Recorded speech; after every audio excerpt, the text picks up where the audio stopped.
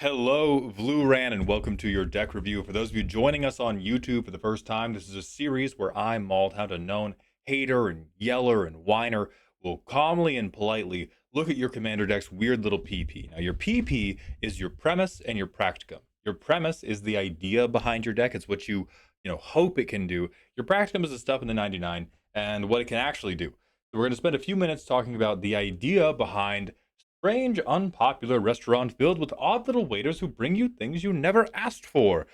Whether or not that is workable in bracket 4. And then we're going to look at the 99 and see if it is a workable idea, but we've just fallen short on the cards we put in. Now, the primer says we want this to be a scary deck. We want this to be a powerful deck. I built this in response to my pod just always having better decks than me. And unfortunately, this shit ain't it, brother. This is Clothis, god of destiny. They are an indestructible god. They're not a creature unless you have a certain amount of devotion. At the beginning of pre-combat main phase, you exile a card from a graveyard. If it's a land card, you get mana. Otherwise, you get a little bit of life, and you burn everybody else. And it looks like we are doing a lot of burn doublers. We're trying to make this damage bigger. We have some damage redirectors. We just want to throw around a lot of burn damage. That is not a bracket 4 idea. So here are the problems associated with it. Number one, you can't be very intentional about where your damage is going. Like, maybe you get to pick whether you do a land or not a land, and whether you do damage or not damage in general. But your commander is throwing damage at everybody. You can't go after the problem any faster than you can go after the person who's missed 3 land drops. And this is not only bad, like, objectively, right? If we had 6 damage to deal, we would rather deal 6 damage to the person who's doing stuff than 2 damage, 2 damage, 2 damage. But it's also a problem because it makes you impossible to politic with. And as you go up in brackets, the game compresses into less and less of a mechanical game and more of a political game. You're trying to bait people into using their removal on stuff that isn't yours. You want to keep your removal up. And so if you are just standing there in the corner with Molotov cocktails, it's a very fun image, and it doesn't work for large scale war. Like, we got superheroes in this game now. Being an angry guy with a bottle of whiskey and a match just doesn't really cut it at the upper echelons. Now, this can work in bracket 3, and really what decks like this are best at doing is, I want this game to be short. I don't care if I win. I don't care if Danny wins. I don't care if Catherine wins. I want us to be out of this game in less than an hour. So I'm making sure everybody's taking damage. I have a difficult to interact with way of dealing my damage. Many of the things that double stuff for me are enchantments, which are also kind of difficult to deal with. Like, damage is definitely happening. You being the threat at the table is not happening in bracket 4, flat out. The closest we can get to it is you talk about really liking, if I have Heartless Hidetsugu and an asymmetrical damage doubler, I win. The closest we can get to it is you jam this thing full of tutors and you tutor that win line as quickly as possible. But all this stuff that's like, I'm going to stick Clothis. I'm going to deal 2 to you. Next turn, I'm playing Furnace of Wrath. I'm going to deal 4 to you. Next turn, I'm going to play Dictate of the Twin Gods. I'm going to deal 8 to you. Wow! Like, that is super fun and not at all practical for bracket 4. So what is making us bracket 4? Do you just have like, do you have like Blood Moon? Because we think it's so funny. Uh, no. Oh yeah, this is a really bad card. Really bad card. This is this this is like, what trauma response 100 right here, because I very few of these cards are. That's nothing. That's clean nothing. Okay. Okay. Yeah, so most what we have to do is we have to compress the distance between this uh between, like, starting the game and playing a game winning line. Stacking any number of damage doublers onto Klothys is not really going to be a game-winning line unless our opponents are really asleep at the wheel, or unless we're playing it like bracket 3. Like if we're playing it bracket 3, maybe. Um, but I don't like any of our ramp choices. I think our I'm trying to imagine why we wouldn't have all one mana ramp, because the choice you always have to make when you're trying to build a practical deck, a deck that can play Magic well, is where do I need to accelerate my mana? You have a 3 mana commander, which means if we accelerate on turn 1, we're going to get our commander on turn 2. That's pretty good. You also have a ridiculously greedy mana curve, but even this ridiculously greedy mana curve kind of works with turn 1 ramp, because we go turn 1 ramp, I play Klothys. If I hit another land drop, I have access to like all of my deck. And then the only ramp I would give a shit about playing after that would be like Sky Shroud Claim, like really big ramp spells to get me to being able to double spell. So from your ramp section, I don't like Arcane Signet. I don't like Courser of Kruphix. I don't like Descent into Avernus, although I understand we will be keeping it because it does the burning building thing. I do like Exploration. I don't like Goblin and Archimancer. I don't like Herald of the Pantheon. I don't like Sanctum Weaver. I don't like Spiteful Banditry. I don't like Virtue of Strength. I don't like Zerta Druid. From Burn, baby, burn. I think Brash Taunter's fine. He's a good blocker. This is garbage. Uh, Deal non-combat damage to an opponent. Deal that much damage to a creature or planeswalker they control. I like this one. This is 1 mana if we have pinged people with our commander. And then it's a big flyer, or not a flyer, a big it looks like it should fly. A big trampler that will let us remove creatures. That's terrible. That's terrible. That's okay.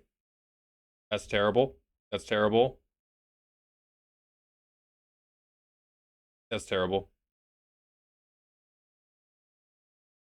I like this one. This might let us storm off a little bit.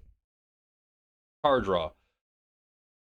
Okay, so we've also made this like we've made this an Enchantress deck as well. I think that's probably where stuff is breaking down for us. Like I think Enchantress can be good.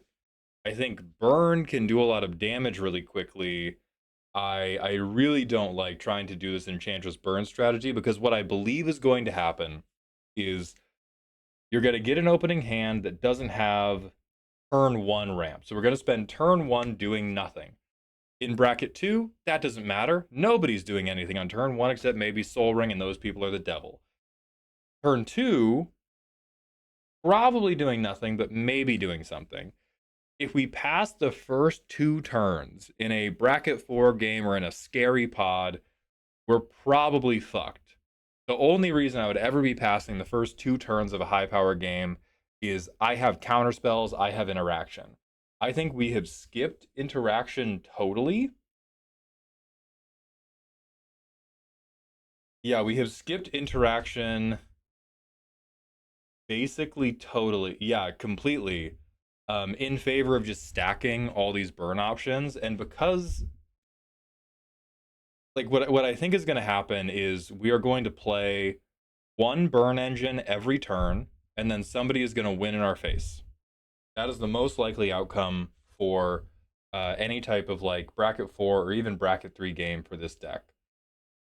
We have 3 lands which can get to our commander, and we have a potential source of card draw, and we have a damage doubler. This may not be your favorite hand. This seems about standard for what the deck can do, so I'm going to keep it. So turn 2, we Endless Atlas. Turn 3, Klothys. Turn 4, O'Hare Ashnell. So we don't get to do the Ashnell damage modification on this one, but we will next turn. I really don't like Ashnell in a deck with this many damage doublers because your opponents get to pick the order. So O'Hare Ashnell basically non-bows with every other doubler you have in the deck, because they just go, oh, well, I'll double it first, and then I'll apply Ashnil's trigger or replacement effect, and then I'll just take 4. So like this gets us to 4 right now, but next turn, if I had the mana to play Furnace of Wrath, which I don't, we would go from dealing 4 per closest trigger to 4 per closest trigger, which hurts me on a spiritual level. So turn 5, we play a land. We can draw a card with Endless Atlas. We've dealt 8 total damage to people.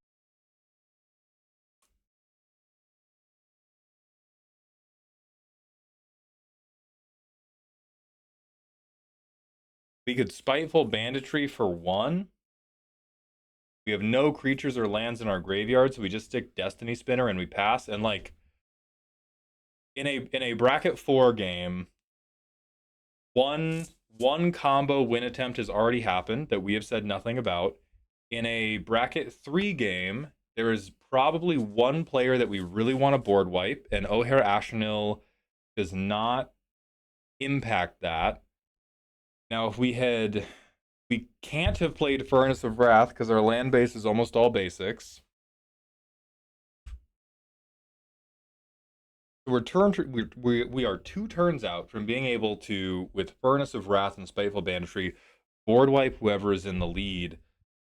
But we've just kind of been like land dropping into nothing. Like we go Gratuitous Violence, great. We go from 4 damage per trigger to 4 damage per trigger. Now we can do 8 damage per trigger. But this is probably the point in a bracket 3 game where they just win in our face. We don't have, we could instead like decimate and hope that getting rid of a creature, artifact, enchantment, and land is enough to keep the game going instead of getting Furnace of Wrath down. I have my doubts about that. 7 turns into an honest bracket 3 game. What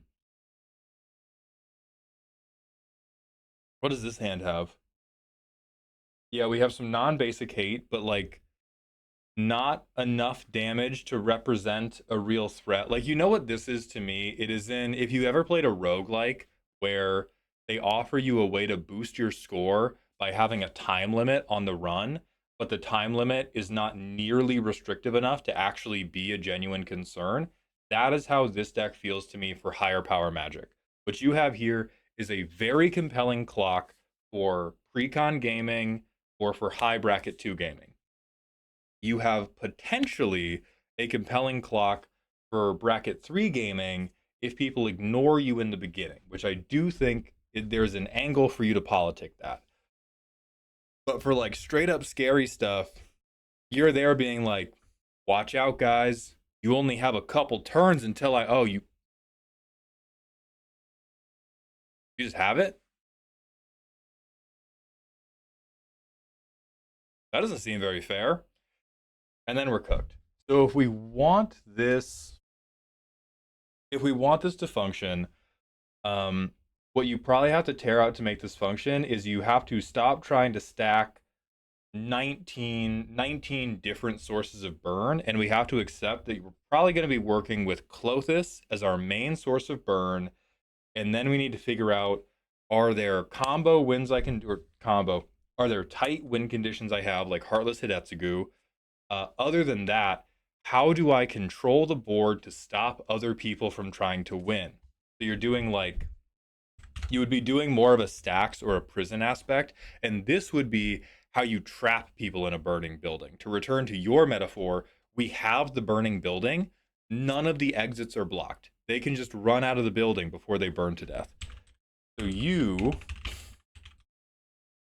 would care more about, and I don't know what is specifically going to counter your pod. Maybe they don't care about artifact activated abilities, but this like would turn off mana rocks. So if you have somebody who's not in green who likes to ramp with artifacts a ton, you have an Urza player, this will ruin their fucking day. And we want to be doing like, okay, I have Brash Taunter. It's tough to attack me. I have Collector Oof, or I have some other relevant permanent that makes it difficult for you to win quickly. And then I am just spamming removal on your important pieces.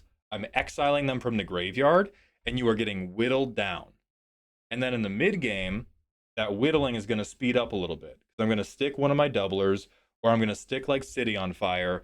And then it's going to be like, okay, you haven't been able to, like if I pull out a CEDH example, you want to go, oh, you're playing Timna Crom? Great. I'm running Lightning Bolt. I Lightning Bolt Timna. I exile it from your graveyard. You take 6 damage. That's the trapped in a burning building loop. So what we need for that to work, we need good card access. We need a very responsible mana curve. I do think we dump the Enchantress sub theme. And I think you really want to ramp on turn 1. I recommend that to a lot of green decks. I know I recommend it to a lot of green decks because it's one of the best things a green deck can fucking do. It's just always powerful. So I would be on like, where's this card at? Shell Shock would be fucking phenomenal for you. This is a way to pick a creature off each person's board. You would need like the Beast Withins. You would probably even like a copy of Bane of Progress. It's not one-sided though. So you don't want Bane of Progress.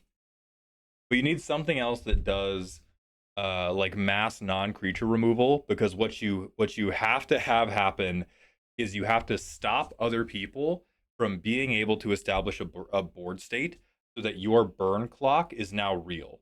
Right now, we're not getting in the way of them establishing a board state, and so our clock doesn't matter.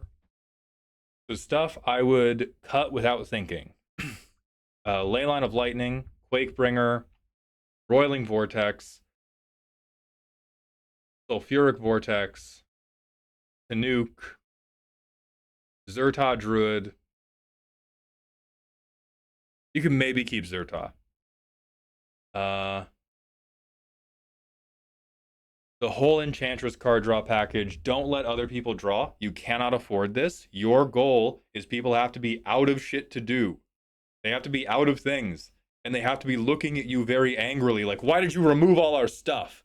And then you're standing there with the Molotov cocktail being like, don't worry, it'll be over soon. So I don't think Escape to the Wilds is good enough. If you keep all these basics, you can try Endless Atlas, dog. I'm willing to let you get freaky. For now, keep all the doublers. Let's try it. Let's double it up, baby. Ethically sourced steroids. Nope, this is terrible. Nope, that's terrible. Well, no, it's decent with our commander.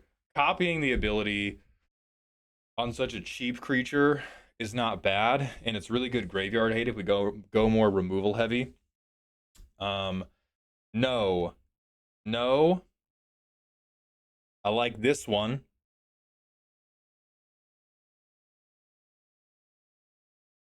We can try it. No. We can try it. No. No. No. We can try it. No, do not give them more resources. You cannot help them. We cannot be helped. This is like Horn of Greed, same thing. We must be restricting them. Uh no. No. Yes. No. Yes. Cute. I like it. Man of action, keep this many ramp slots, make them all 1 mana. Make them all like Exploration, Llanowar Elves, Arboreal Grazer, whatever. But we want a, because what you want to be able to do is on turn 2, you want to be able to stick Clothis, so that on turn 3, you can potentially begin exiling stuff. Or we can begin sticking like doubling engines. Don't like Mechanized Warfare, don't like Ashenil for the reasons I talked about. Don't like Torbrand. Again, like the additive stuff and the doublers tend to not work well together because your opponents get to pick. You can't change fate. Nope. Nope. I'm okay with this actually. Rhythm of the Wild I'm kind of okay with. And then you need Self-contained card draw engines. So stuff Gruul is good at doing for self-contained card draw engines is like exile draw. You care about permanents like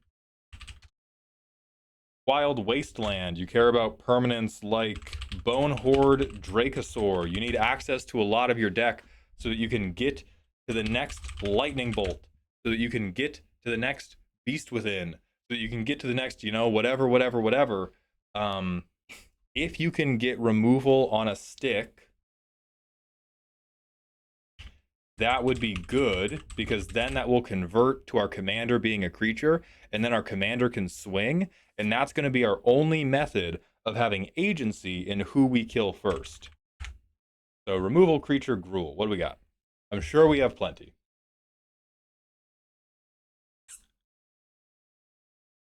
Could do Terror of the Peaks.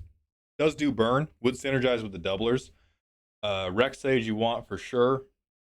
Haywire Might I don't think you want because it doesn't have devotion. Canker Bloom I think you want. Non-creature permanents tend to get better and better the higher you go in the brackets.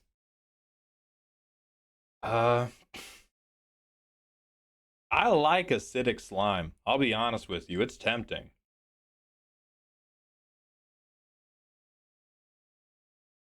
I like fungus. I like Manglehorn. If you want to be an insanely greedy bitch, Silverback Elder, this card's crazy. I don't know if you would have enough creatures in the deck to make this worth it, but maybe if we get a whole lot of removal on a stick going.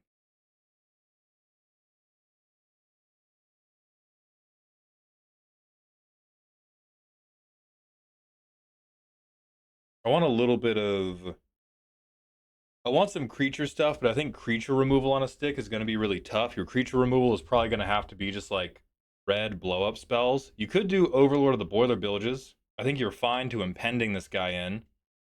Um, that's creature with flying. I don't think we really care about that. Uh,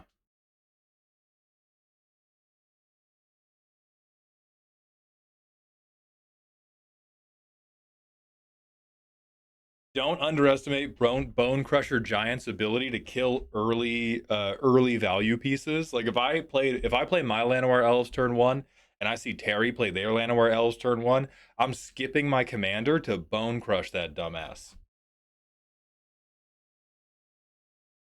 We're not doing dinosaurs.